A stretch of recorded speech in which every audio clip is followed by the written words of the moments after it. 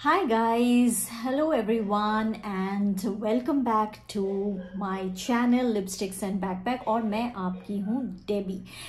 आज हम बात करेंगे, एक्चुअली मुझे काफ़ी टाइम से बहुत सारे डीएम्स आ रहे हैं इंस्टाग्राम में एंड बहुत लोगों ने मुझे पूछा कि सिंगापुर वीज़ा के बारे में थोड़ी जानकारी अगर मैं शेयर कर सकूँ, how I got the visa and how I booked my tickets and so on and so forth. So मैंने सोचा कि क्यों ना एक छोटा सा व्लॉग बना दिया जाए और आप सभी से ये सारे नॉलेज शेयर किया जाए। Again, this is not something which is, I am 100% sure, but जो मेरे लिए वर्कआउट हुआ है, I'm going to talk about that.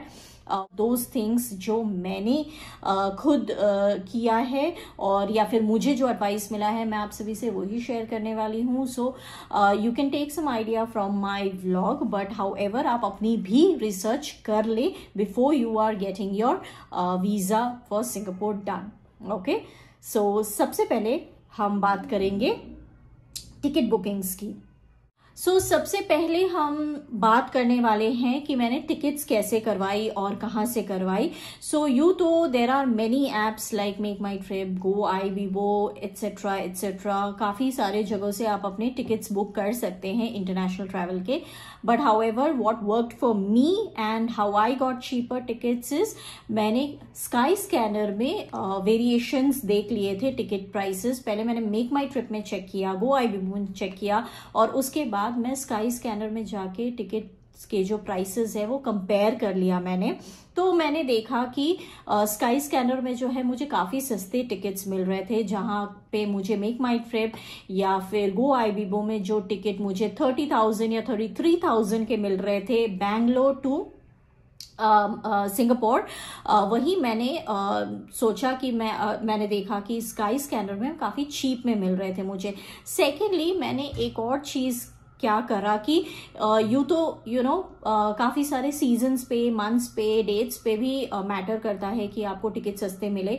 But what I did is, क्योंकि मुझे बैंगलोर से सिंगापुर के टिकट्स थोड़े एक्सपेंसिव मिल रहे थे, सो मैंने क्या किया, मैंने चेन्नई से सिंगापुर के टिकट्स चेक किए। चेन्नई सिंस बैंगलोर से काफ़ी नज़दीक है, तो मैंने सोचा कि लेट मी चेक। तो मुझे करीबन 12,000 to 13,000 लेस में जो है चेन्नई से सिंगापुर के टिकट मिले। और अगर मैंने कैलकुलेट किया उसके बाद कि अगर मैं बैंगलोर से चेन्नई बस में या ट्रेन में ट्रैवल करती हूँ तो मुझे वही बैंगलोर टू चेन्नई 900 या 1,000 रुपीज़ के एसी बस में या फिर ट्रेन में मैं कन्वीनियंटली जा सकती हूँ। That is the max. And अगर मुझे एक दिन रुकना भी पड़ा चेन्नई में तो भी मैं 1,000-1,200 के एक रूम में इजीली मैं एक दिन गुजार सकती हूँ। Next day I can catch my flight, या फिर मैं कनेक्टिंग बस या ट्रेन ले सकती हूँ जिससे कि मुझे आसानी रहे, सेम डे में मैं फ्लाई कर सकती हूँ, तो मुझे होटल में भी खर्चा नहीं पड़ेगा। तो इस हिसाब से जो है मैंने थोड़ा परमुटेशन कॉम्बिनेशन किया and that's how I booked my tickets for Singapore which is Chennai to Singapore.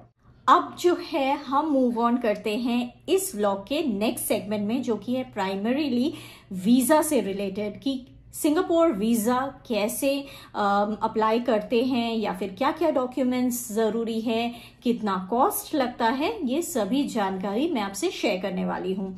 तो सबसे पहले जो है सिंगापुर वीज़ा के लिए आप जो है वेबसाइट में उनके डायरेक्ट सिंगापुर कॉन्सुलेट के वेबसाइट में भी आप जाके अप्लाई कर सकते हैं। मैं वेबसाइट लिंक नीचे डिस्क्रिप्शन बॉक्स में डाल दूंगी, तो आप जाके चेक कर सकते हैं। तो आप अगर चाहे तो आप डायरेक्ट भी अप्लाई कर सकते हैं और जिसकी कॉस्ट आपको पड़ेगी 2,700 rupees, Indian rupees.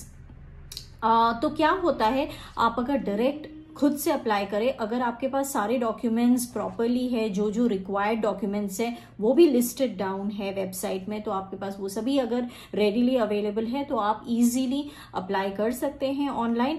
But how ever अगर इन केस आपके साथ कोई ऐसा है जिसको आप स्पॉन्सर कर रहे हैं या जो आपको स्पॉन्सर कर रहा है, तो उसमें थोड़ी क्या हो जाती है कि you might not be sure कि कौन सा डॉक्यूमेंट आपके लिए वर्क करेगा, तो वहां पे हमें एक्सपर्ट्स की सलाह की जरूरत पड़ती है। तो इन दैट केस आप अगर चाहे तो किसी एजेंट से भी कंसल्ट कर सकते हैं।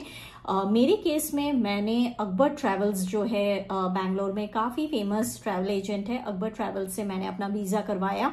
तो मुझे पड़ा वीजा का fees which is 2700 INR, and उसी के साथ उनका जो चार्जेस रहता है, जो उनका एजेंट चार्जेस रहता है, वो एडिशनल था। सो मुझे पड़ा 3500 टोटल, जहां आप अगर वेबसाइट में वीजा कराए तो आपको 2700 फ्लैट रेट पड़ता है, वही मैंने अकबर ट्रैवल से करवाया तो मुझे 3500 का पड़ा वीजा इंक्लूडिंग एजेंट चार्जेस।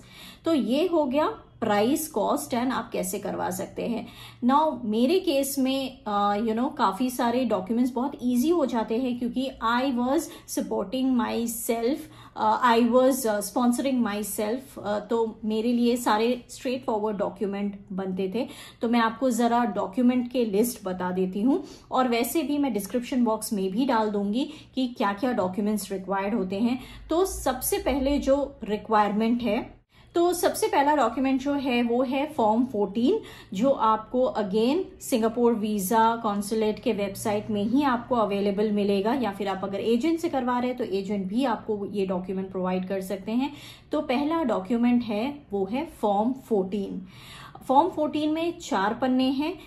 ये 4 पन्ने कैसे फिल करते हैं ये मैं आपको बताऊंगी। पहले मैं आपको सारे डॉक्यूमेंट्स की लिस्ट बता देती हूँ, फिर मैं आपको बताऊंगी कि फॉर्म 14 में 4 पन्नों में क्या क्या भरना है आपको। I am going to show you the directions. दूसरा है वो है ऑथराइजेशन लेटर। ऑथराइजेशन लेटर भी का भी सैंपल मैं आपको दिखाऊंगी, और उसमें भी क्या क्या फिल करना होता है वो मैं आपको दिखाऊंगी। तीसरा जो होता है वो है आपका कवर लेटर, जिसमें आपका नाम, पासपोर्ट नंबर, आपका सारा डेट ऑफ बर्थ, सारे डिटेल्स के साथ आपको एक कवर लेटर जो है कॉन्सुलेट को देना पड़ता है एज अ रिक्वेस्ट, ताकि वो आपके वीजा को एक्सेप्ट करे और आपको वीजा ग्रांट करे, अपने कंट्री में आने दे। तीसरा जो है आपको फ्लाइट टिकट्स और होटल बुकिंग्स, ये दोनों चीजें भी सबमिट करनी होती है कॉन्सुलेट में, so that they can check कि आप कितने तारीख से कितने तारीख रुकने वाले हैं। एंड रिमेंबर वन थिंग कि फ्लाइट टिकट जो है आपको 2-वे फ्लाइट टिकट दिखानी होती है, सो दैट दे नो दैट आप कितने ड्यूरेशन के लिए रहने वाले हैं वहां पे। ऑलवेज रिमेंबर, आप अगर टूरिस्ट वीजा लेके जा रहे हैं तो उसी वीजा से आपके ड्यूरेशन को देख के मद्देनजर रख के वो लोग आपको वीजा ग्रांट करते हैं। देन ये हो गई आपका होटल बुकिंग और flight tickets to and fro, ठीक है। उसके बाद आप अगर वर्किंग एम्प्लॉय है तो आपको 3 महीने का पे स्लिप जमा करने होते हैं, जिससे कि वो आपका सैलरी वैलिडेट करेंगे। उसके बाद जो है बैंक स्टेटमेंट आपको 6 मंथ्स का प्रोवाइड करना होता है, एंड अगेन उन 6 मंथ्स में आपके अकाउंट में सफिशिएंट फंड्स होने चाहिए, और आपके अकाउंट में to and fro debit credit होते रहना चाहिए, so that they know that it is a frequently used account.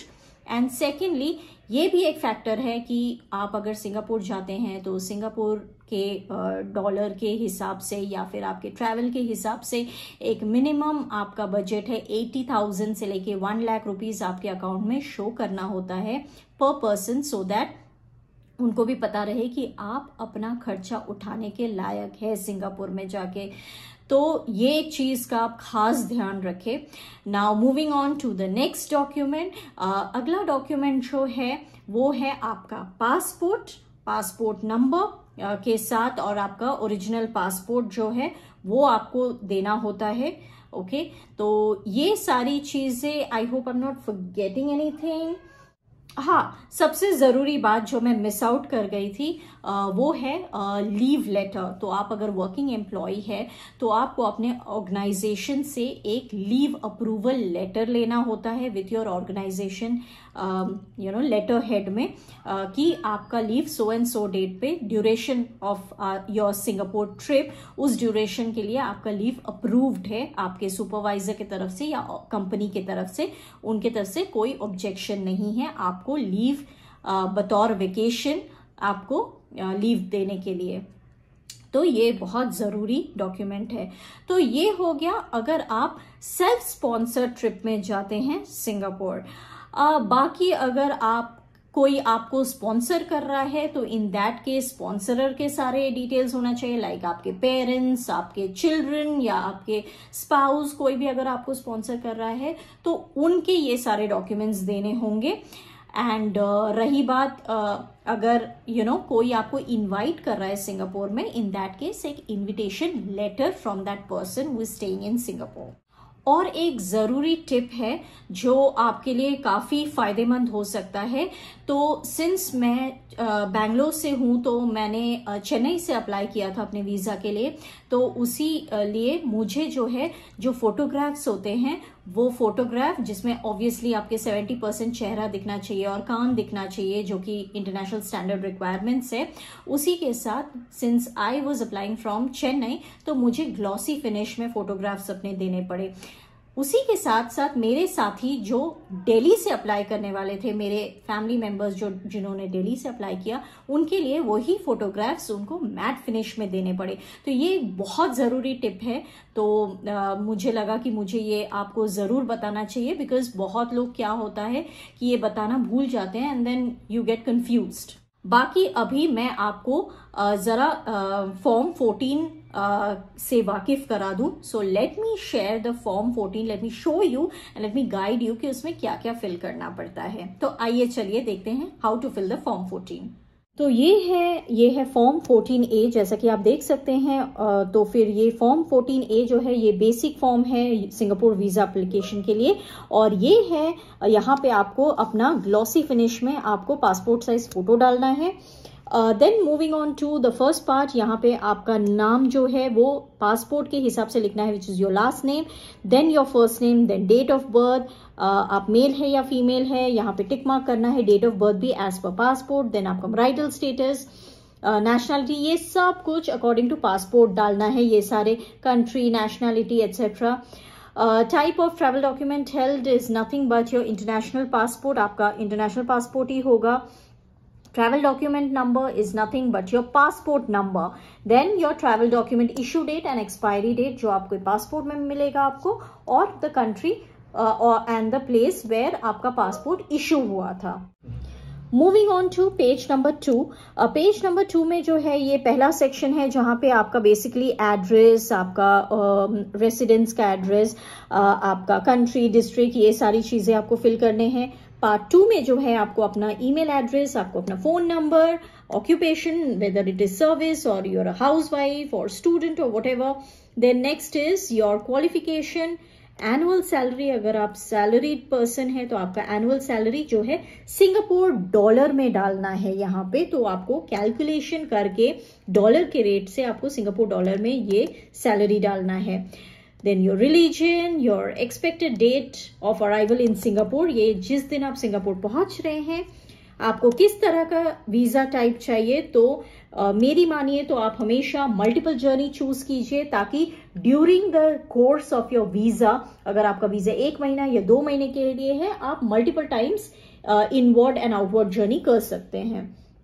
Then moving on to purpose of visit, whether it is business or it is social, then यहाँ पे details डालना है। अगर आप tourism के लिए जा रहे हैं तो आपको टूरिज्म मेंशन करना है। आपका length of stay, whether it is more than 30 days or less than 30 days, and if it is more than 30 days तो आपको यहाँ पे रीजन भी डालना है। Now moving on to page number 3। Page number 3 का पहला सेक्शन में आप देख सकते हैं एड्रेस इन सिंगापुर। तो यहाँ पे आप कहाँ जा रहे हैं, वेदर किसी के घर, रिलेटिव के घर, फ्रेंड के घर, होटल, व्हाटएवर, ये आपको मेंशन करना है, और जगह का एड्रेस भी मेंशन करना है। Then did you reside in any other country or place apart from the origin, then आपको यहाँ पे येस नो डालना है। एंड ये सेक्शन जो है आपको डालने की जरूरत नहीं है। अगर आप कहीं और रहे हैं किसी और कंट्री में, then only you need to fill this place. उसके बाद same thing, so on and so forth. तो ये आपको इसी क्वेश्चन के बेसिस पे ये सारे फिल करने हैं। अगर इसका जवाब नो है तो you need to leave all of these. Last page which is a 4th page of the form 14A। तो इसमें आप देखिए यहाँ पे पार्ट 3 है, जो आपके लोकल कॉन्टैक्ट, वेदर आप होटल जा रहे हैं या रिलेटिव के घर जा रहे हैं, तो उनका कॉन्टैक्ट डिटेल्स, सारे डिटेल्स आपको यहाँ मेंशन करने हैं। और यहाँ पे 4 क्वेश्चन है, इनके आपको येस और नो में जवाब देने हैं।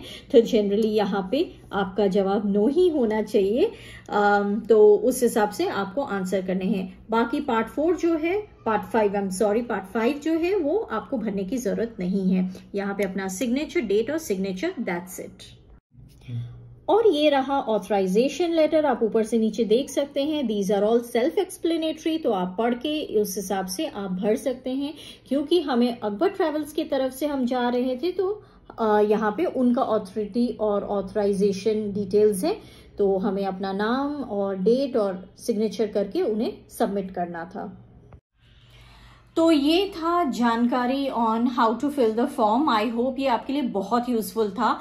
And by the way, Singapore visa जो है वो आपको ई वीजा आता है, तो इधर आपको व्हाट्सएप में भेज दिया जाएगा या फिर आपको ईमेल कर दिया जाएगा। तो इट इज नॉट दैट कि आपका पासपोर्ट में स्टैंप के तौर पे आएगा, ये बतौर ई वीजा आता है।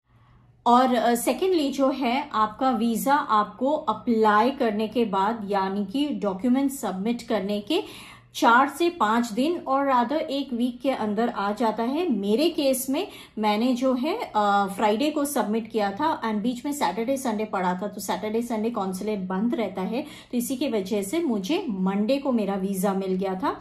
तो डिपेंड करता है कि कितनी जल्दी आए, पर एटलीस्ट 1 हफ्ते भर में आपको वीजा आपका मिल जाएगा। तो ये था वीजा के अराउंड सारी जानकारी।